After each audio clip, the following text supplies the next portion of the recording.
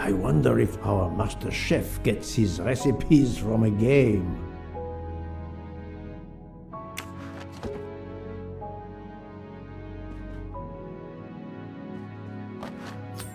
Haha!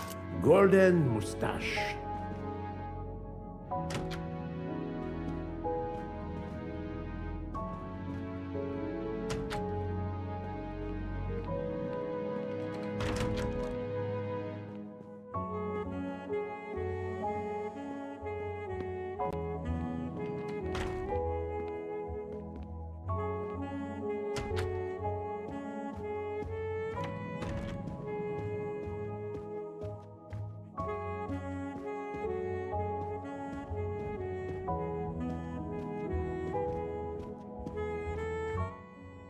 So, my friend, tell me, you have something new?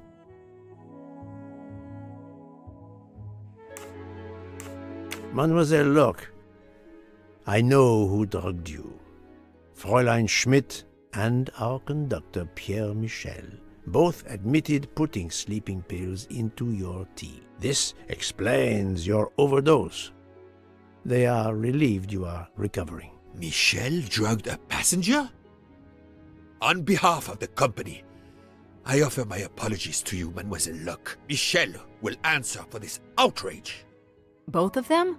I was pretty sure about Fräulein Schmidt, but I admit that I did not suspect the conductor.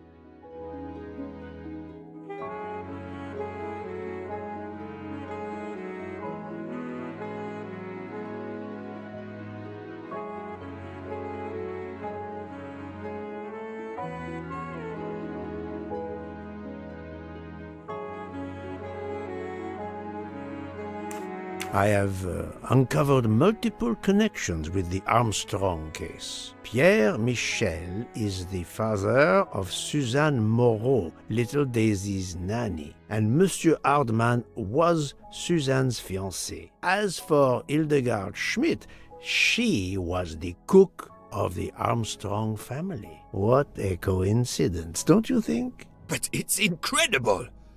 What are the odds that so many people linked to that tragic affair ended up on the same train? About the same as you winning the lottery, my friend. I wasn't the officer who interviewed Fräulein Schmidt back then, so she couldn't recognize me here on the train. How could they know who I was? There were other passengers who might have. Or she may have seen you when you visited the Armstrong home. It is now clear to me that some of the clues to this elaborate plot were staged for my benefit.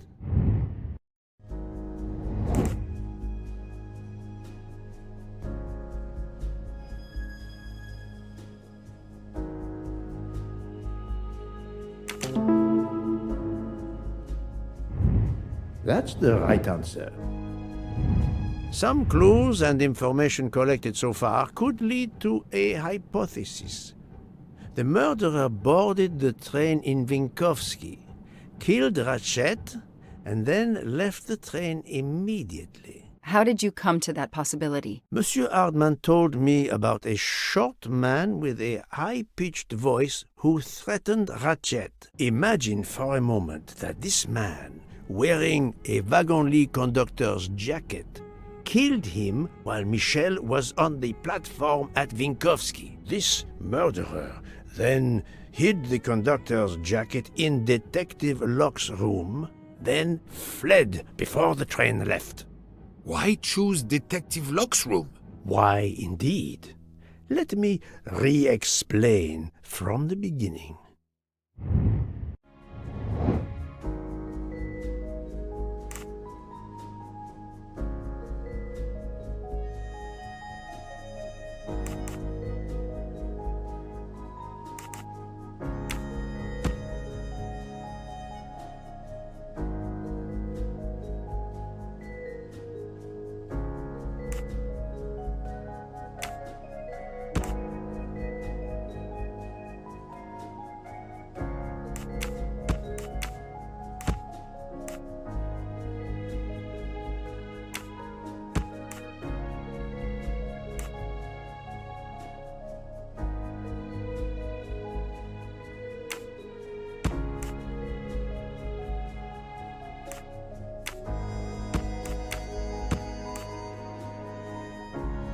This is wrong, but I'm never far from the truth.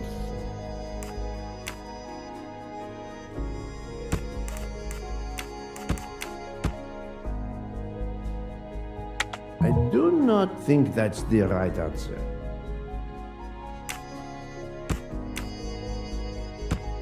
Think, Poirot. That is not a good answer.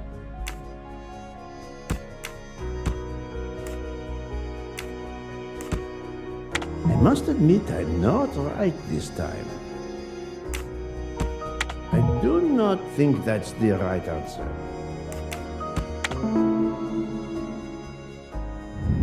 That's the right answer. Mon Dieu! Oui! That must be it! Everything fits so well! It fits too well, my friend. Other clues lead to a second hypothesis, much more plausible.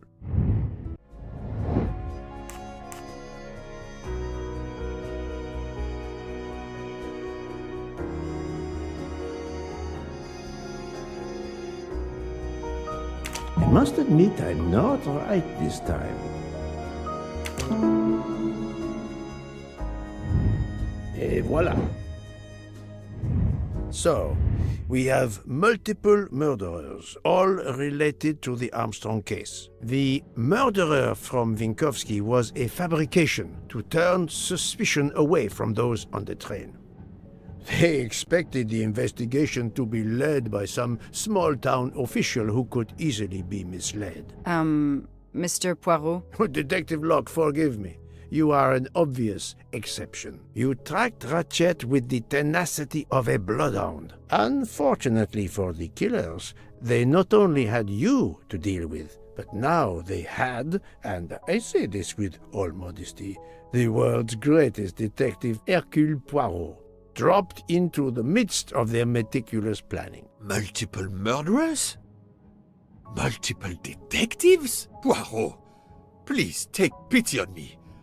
Who is linked to this case and who is not? My poor friend, I have gone speeding out of the station without you. I will continue.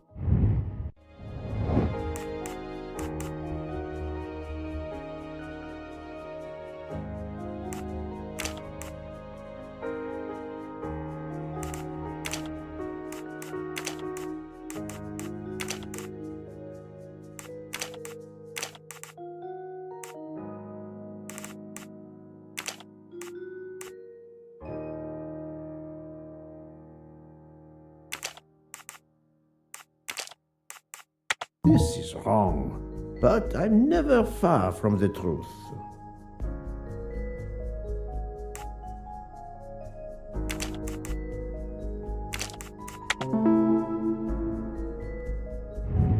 That's the right answer. Fräulein Schmidt, Pierre Michel, Monsieur Hardman and Monsieur McQueen are all linked to the Armstrong case. I also know that Sonia Armstrong's sister and godmother, Countess Andreni and Princess Dragomirov, are on this train. And finally, Detective Locke discovered that Mr. Foscarelli was the Armstrong chauffeur. If we add Detective Locke and Ratchet, of the 12 passengers in that coach, 9 have a connection with the Armstrong case. What next, Poirot? Or should I say, who next? It is time to summon everyone. Everyone? Even Dr. Constantine? The train crew other than Michel? Dr. Constantine, yes. I will need him. But we don't want the others as witnesses. I will see that their duties keep them occupied elsewhere. Excellent. I have always thought this moment in a case is much like Rodin unveiling the thinker before a captivated audience. A work of art. Have you not felt that way, Detective? No, Mr. Poirot. I'm happy just to slap the cuffs on him. Well, there is some artistry in that as well, I suppose. Where would you like the unveiling, Poirot? The lounge? Perfect. Then I will gather all the passengers in the lounge.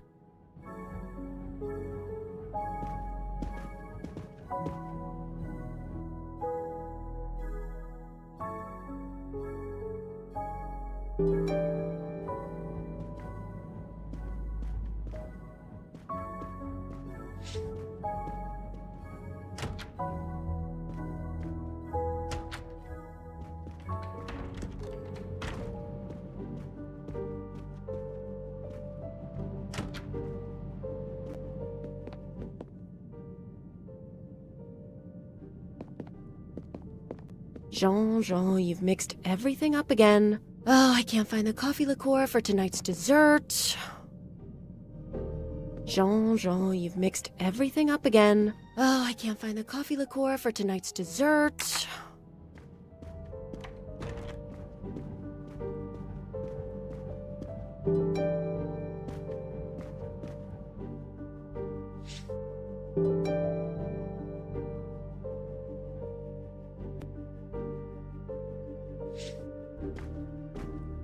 Monsieur Bouc, are the train crew locked in their quarters? Yes, they are. Then the stage is set for the final act.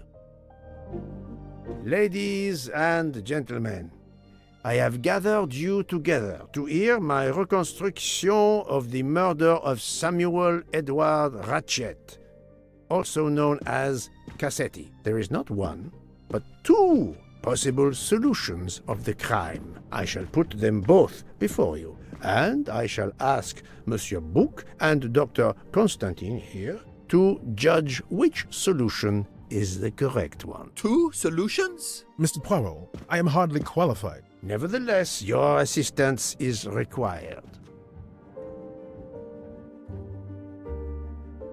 Now, you all know the facts of the case. Ratchet was found stabbed to death this morning. He was last known to be alive at 12:37 a.m. last night, when he spoke to the wagon-lit conductor through the door. His watch was found to be badly dented, and it had stopped at 1:15.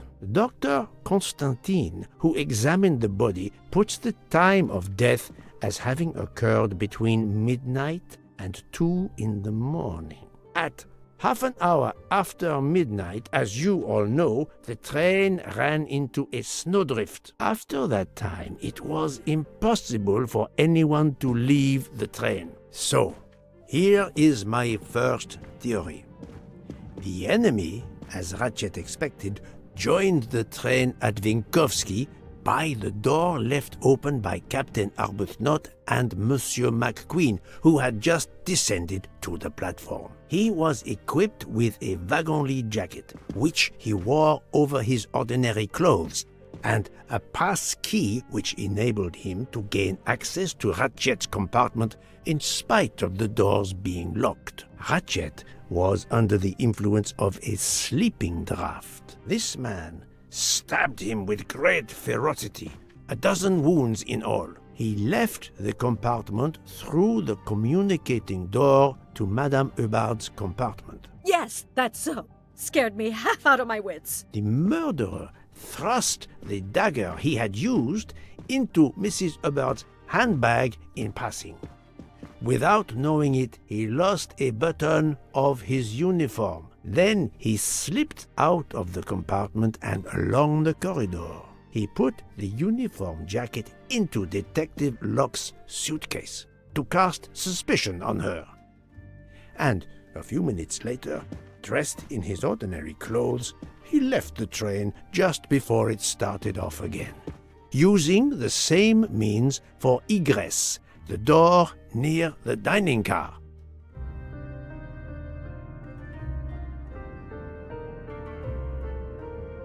That is the first hypothesis. But there's a second. For that, we must examine the motive for the crime. Why was Ratchet killed?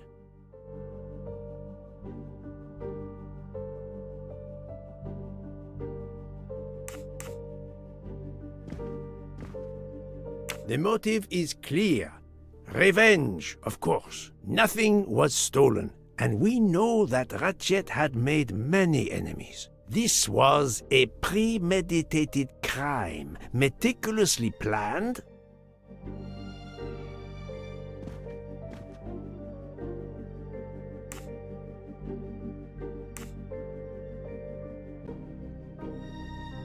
No, what am I thinking? The outline was conceived long before Istanbul.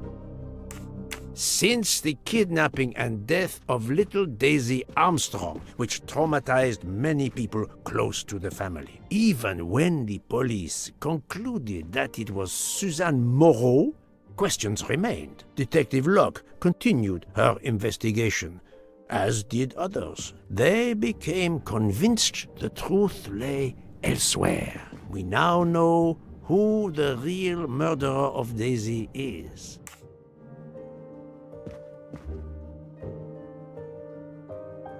It is clear now that Daisy's killer was Ratchet, also known as Cassetti and Michael Clark and how many other names. But of course, many of you have known this for a long time. It is obvious that the 12 stab wounds are not a random number.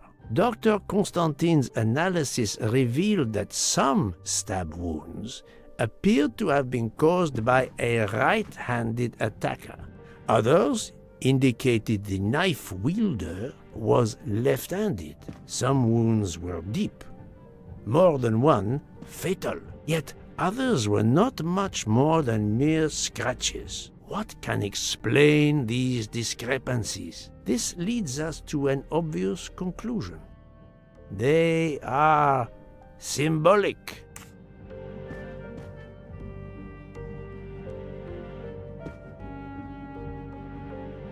Come now, Poirot. Daisy was 3 years old. 12 stabs. 12!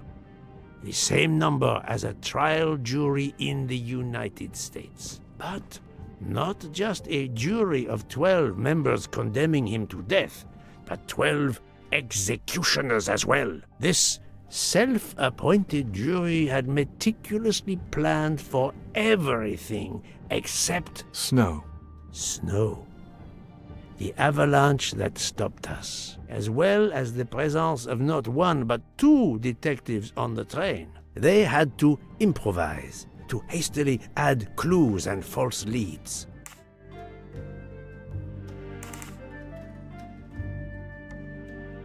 This woman in a red kimono does not exist. I don't know which of the passengers it was. It does not really matter. It was just a performance, a charade to introduce another possible culprit to muddy the waters.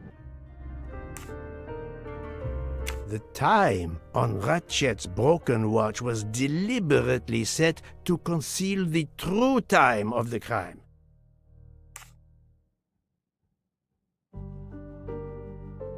The vial of vaping liquid incriminated Captain Arbuthnot. However, he had a solid alibi confirmed by Monsieur McQueen. Impossible then to suspect him. The conductor's jacket found in Detective Locke's suitcase was put there only to cast suspicion upon her. All these false leads were intended for me. But I am Poirot. I understood the truth. We have a train full of suspects. It's time to identify who the real culprits are. Let's start with Detective Locke.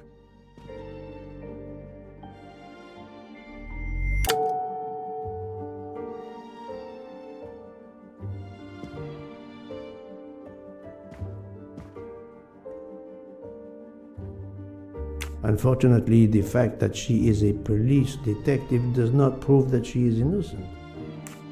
The fact that she was not seen throughout the evening preceding the murder does not make her innocent. On the contrary. Planting the conductor's jacket in her suitcase was an attempt to implicate Detective Locke, but she couldn't fake her drugged condition. Dr. Constantine can testify that the drugged tea incapacitated her for hours, and she had 2 relapses. Let us move on to Monsieur McQueen. When I told him about Cassetti, he looked very surprised Don't forget that I subscribe. managed to make the connection between him and the Armstrong case. He told me, "But I thought we had..." I think he meant...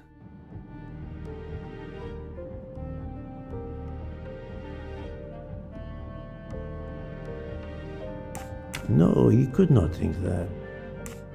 You thought you didn't leave any real clues linking the murder to the Armstrong kidnapping. Moreover, you insisted that Ratchet did not speak French when you knew I had heard a voice calling out in French that was supposed to be Ratchet.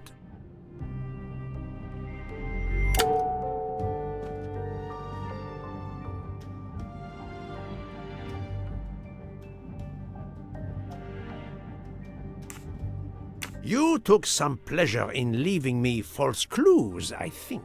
It was quite annoying. But you told me yourself that your father was the district attorney who handled the Armstrong case. The case haunted my father. At first, he believed Suzanne Moreau had helped her boyfriend, Noah, to kidnap Daisy, even though there were questions that went unanswered, and a young policewoman refused to let it go, continuing to find discrepancies, but never enough to reopen the official investigation. That policewoman sits there. Her name is Joanna Locke. Then tell him. Tell him how in the end my father believed you, how he resigned a job that he loved, racked with guilt that he may have let that monster go free. He died young, broken, his faith in justice broken. That's what Ratchet did to him. Thank you for your honesty, Monsieur McQueen. Your father is one more victim of the man who called himself Ratchet. Now, I will turn to Ratchet's valet, Monsieur Masterman.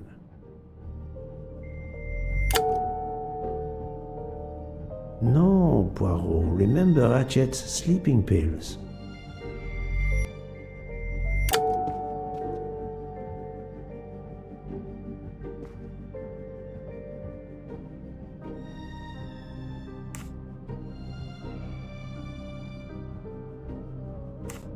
Ratchet sensed danger close to him and naturally wanted to stay awake. You gave him sleeping pills without his knowledge. Once he was sound asleep, you could do what you had to do in peace. Sir, I'll tell you the truth. I was Colonel Armstrong's adjutant in the war, sir, and afterwards, I was his valet in New York. I'm afraid I concealed the fact this morning. It was very wrong of me, sir, but I knew how suspicious it would look. Is that all you have to say? That's all, sir.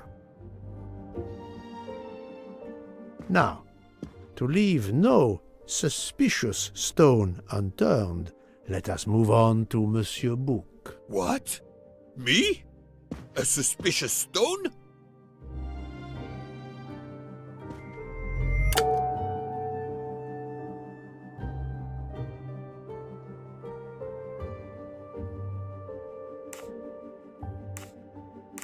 His lofty position as director does not clear him of suspicion. Murderers can come in all shapes and sizes.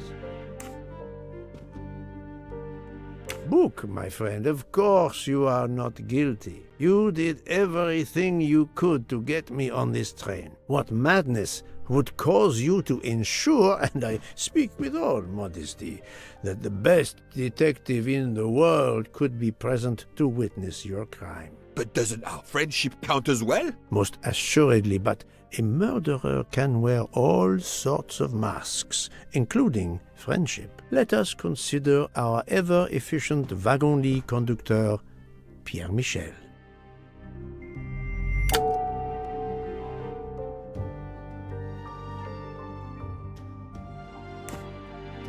No, that is his motive. I need real, tangible proof. Your admission that you drugged Detective Locke immediately incriminates you. But the murder could not have been possible without your very capable assistance. Your knowledge of train procedures made the murder possible, and your position in the corridor of the train allowed you to be the perfect alibi for several passengers. And your motive? Suzanne Moreau, Daisy Armstrong's poor nanny, who was wrongly accused and committed suicide, was your daughter. C'est un foiré. He got what he deserved. My poor daughter has finally been avenged. My Suzanne. My child. Let's move on now to Monsieur Hardman, one of 3 detectives on this train.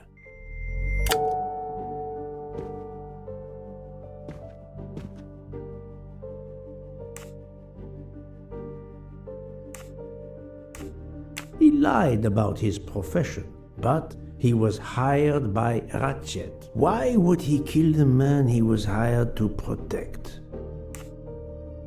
Monsieur Hardman, I think you are a real detective, but you were never hired by Ratchet. Your alibi was that you were watching the corridor to protect Ratchet, which, of course, you never did. You protected Pierre Michel. However, we just saw that his alibi doesn't hold up, so neither does yours. I don't know about the conductor. Being Suzanne's fiancé, you had a substantial motive to punish Ratchet. You used your detective skills, just as Detective Locke did, to hunt him down and finally avenge the death of your beloved. That's right, Mr. Poirot. I do have some detective skills. I never doubted it. Now, Fraulein Schmidt, the lady's maid with the soul of a cook.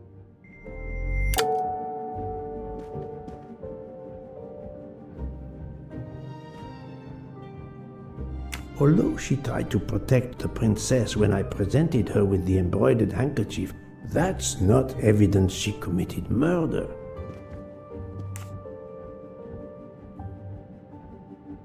The mere fact she is the assistant of someone linked to the Armstrong affair is not enough proof she killed anyone. Fraulein Schmidt, you told me of your remorse for drugging Detective Locke. I believe you are sincere. However, as the cook of the Armstrong family, you experienced the drama from within.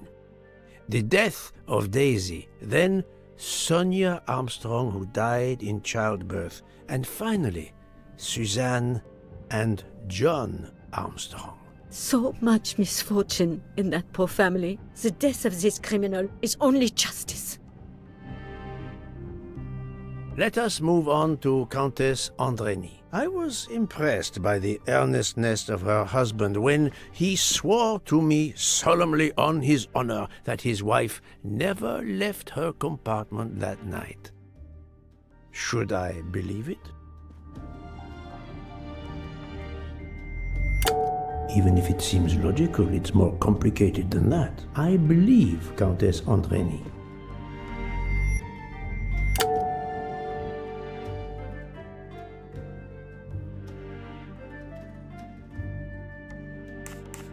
On the contrary, this fact gives her a motive for murder.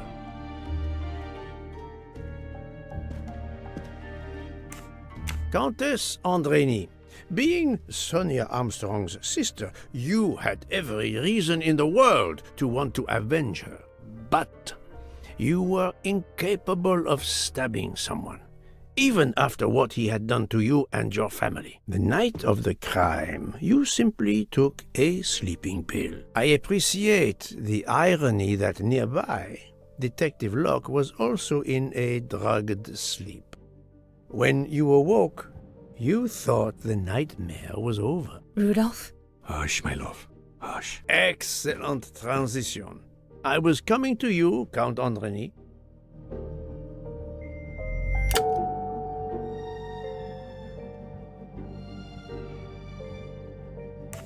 "12 people, a jury. This was very important to all of you. If Countess Andreny did not stab Ratchet, someone had to take her place. And you, Count, the beloved husband. I've seen how fiercely you love and protect your wife." Enough! I would do anything for Helena. Anything. Even that. Yes, even that. Let's move on to Monsieur Foscarelli.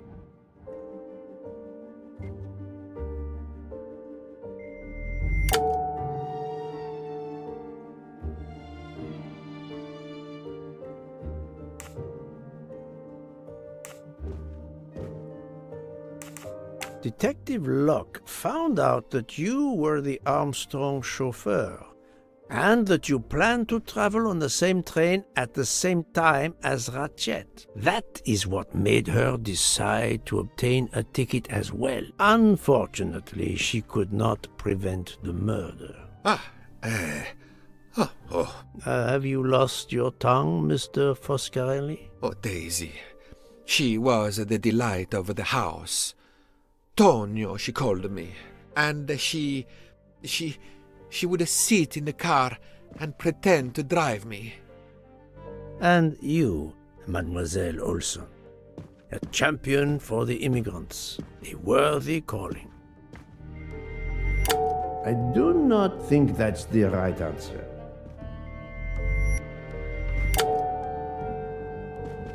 Admittedly, she lied to me about Mademoiselle Debenham's schedule. But one lie does not convict her. Of course, she is reserved. She does not wish to draw attention to herself. That can be considered admirable. It certainly isn't enough to charge her. Mademoiselle Olson, you supported Madame Hubbard's story about her connecting door latch, a story that I later demonstrated to be impossible. So, you deliberately lied to me, and you also lied about Mademoiselle Debenham's whereabouts. Enough! I can't take this anymore! I know what you want from me, Mr. Poirot. Very well. Here it is. She was my little Daisy, my angel, so patient. When I patched a scrape or took her temperature, that was my job. But she was so much more to me. She was a shining light in an ever-darkening world. I've tried to honor her by caring for children who have lost everything. Thank you, Mademoiselle Olson. You too shed light on your part in this mystery.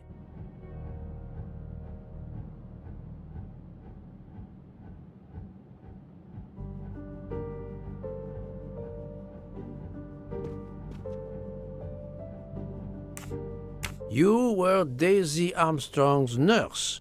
I will ask you no more questions. It is enough that you have admitted what I know to be the truth, and I understand.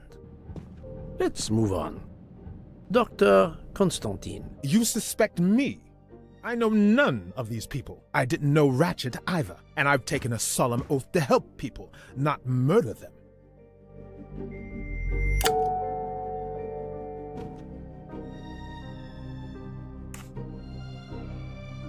Dr. Constantine was certainly helpful to my investigation, but that does not prove he is innocent.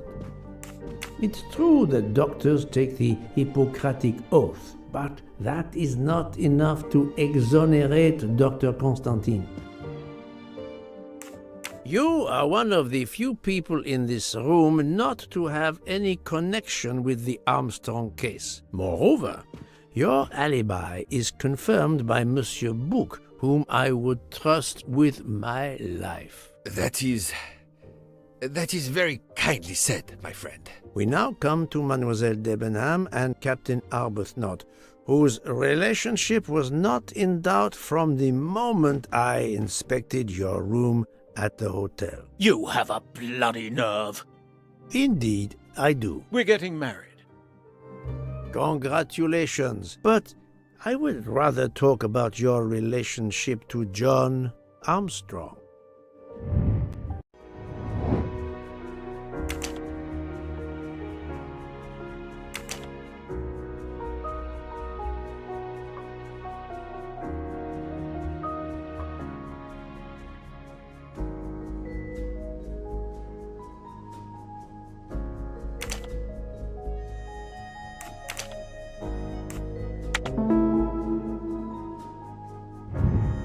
That was easy. Captain Arbuthnot, you served in the army with John Armstrong. What I don't understand is why a man your age is still a captain. One might expect you to be a colonel as well. Ever fought in a war, Poirot? It was war that first brought me to England. Then you know what it's like. There's a shattering sound, and death, and mistakes, acting on intelligence that proved to be wrong. I sent a patrol to their death.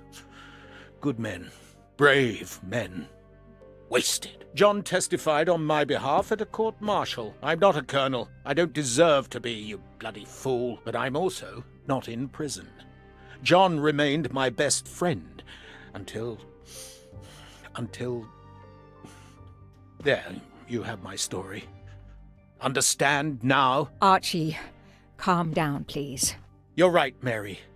What you see in me, I don't understand. Oh, Archie, I see in you what John saw. Miss Debenham, I'm sorry. My turn, is it? I'm afraid so. And you have caused me quite a puzzlement. Your connection with the Armstrong family was not obvious. Then I remembered the job you currently hold.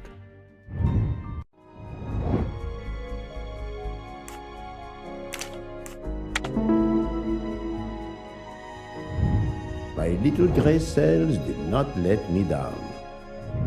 You were the teacher of... No, she was the teacher of Countess Andrény. You were the teacher of Helena Andrény, whose maiden name was Helena Goldenberg before she married Count Andrény. Yes, absolutely. Why lie to you?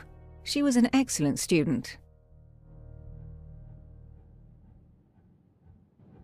Captain Arbuthnot.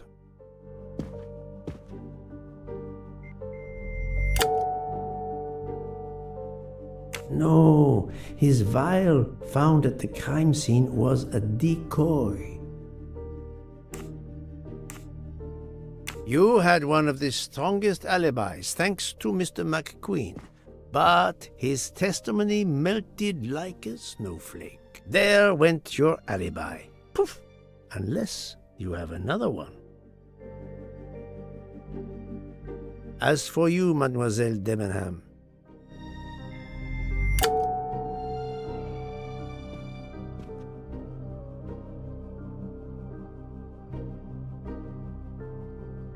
yes, I remember overhearing Mademoiselle Debenham talking with the captain at Sirkeci station. She said, "Not now, not now, when it's all over." That's significant in light of what we now know, but not enough to incriminate her. Mademoiselle Olsen was the only one who could confirm your alibi. I think you know where you stand. Very good, Mr. Poirot. Are you satisfied? I will be soon. Now I must turn to Sonia Armstrong's godmother, Princess Dragomirov.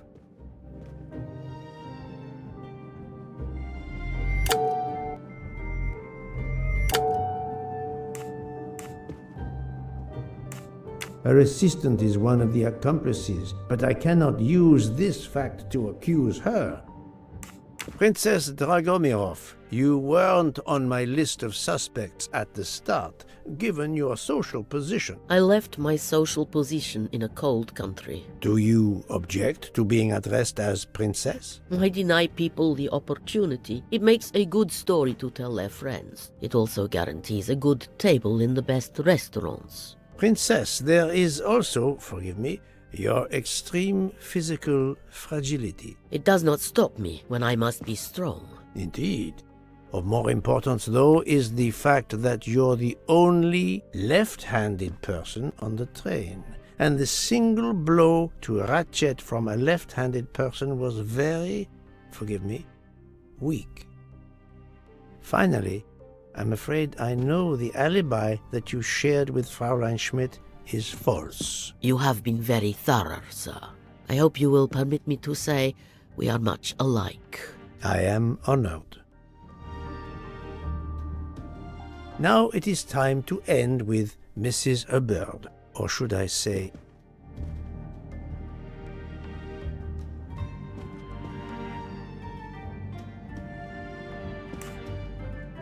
Think, Poirot, that is not a good answer. Linda Arden.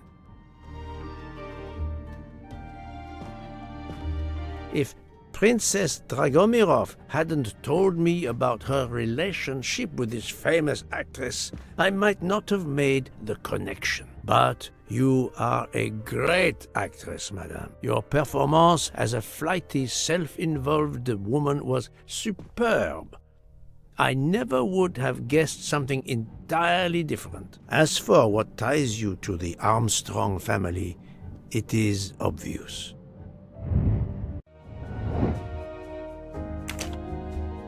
This is wrong, but I'm never far from the truth.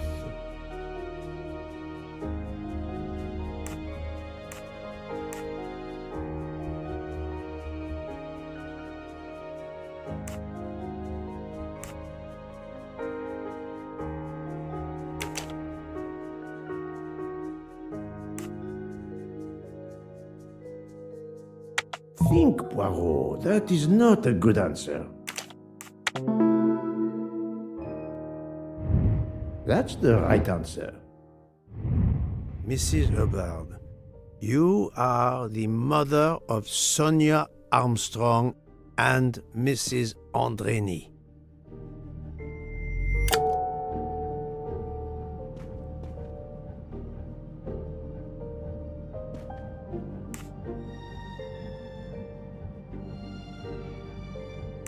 Madame Hubbard, you really are a remarkable actress. You put so much effort into your character and into staging the murder. I saw it as a perfect mosaic, each person playing his or her allotted part. So carefully arranged that if suspicion should fall on any one person, the evidence of one or more of the others would clear the accused person and confuse the issue. Everything was meticulously planned. But you hadn't expected that Detective Locke and I would be on this train, and the avalanche would block it on the night of the murder. You had to improvise. But again, improvisation would be another of your skills as an actress. So you came up with the story that the latch on the door that communicated with Ratchet's compartment was hidden by the handbag. I always fancied myself in comedy parts. That slip about the sponge bag was silly. Shows you should always rehearse properly. You know all about it, Mr. Poirot. You're a very wonderful man, but even you can't quite imagine what it was like. That awful day, I was just crazy with grief. So were the servants. We decided then and there that the sentence of death that Ratchet had escaped had got to be carried out. There were 12 of us, or rather 11. Suzanne's father was over in France, of course. First we thought we'd draw lots as to who should do it, but in the end we decided on this way. It was the driver, Antonio, who suggested it. Mary worked out all the details later with Hector McQueen. It took a long time to perfect our plan. We first had to track Ratchet down. Hardman managed that in the end. Then we had to try and get Edward and Hector into his employment. Well, we managed that. Then we had a consultation with Suzanne's father. Captain Arbuthnot was very keen on having 12 of us. He seemed to think it made it more orderly. He didn't like the stabbing idea much, but he agreed that it did solve most of our difficulties. Well, Suzanne's father was willing. Suzanne had been his only child. We knew from Hector that Ratchet would be coming back from the east, sooner or later, by the Orient Express. With Pierre Michel actually working on that train, the chance was too good to be missed. My daughter's husband had to know, of course, and he insisted on coming on the train with her. Hector wrangled it so that Ratchet selected the right day for traveling when Michel would be on duty. And then, at the last minute, you came. For the rest of the story, you worked out everything, Mr. Poirot. You were right about all of us. What are you going to do about it?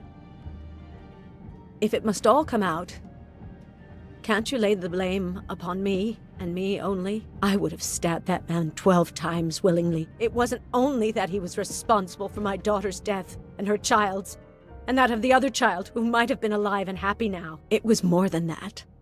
There had been other children kidnapped before Daisy, and there might be others in the future. Society had condemned him. We were only carrying out the sentence, but it's unnecessary to bring all these others into it, all these good, faithful souls. You are a director of the company, Monsieur Book. What do you say?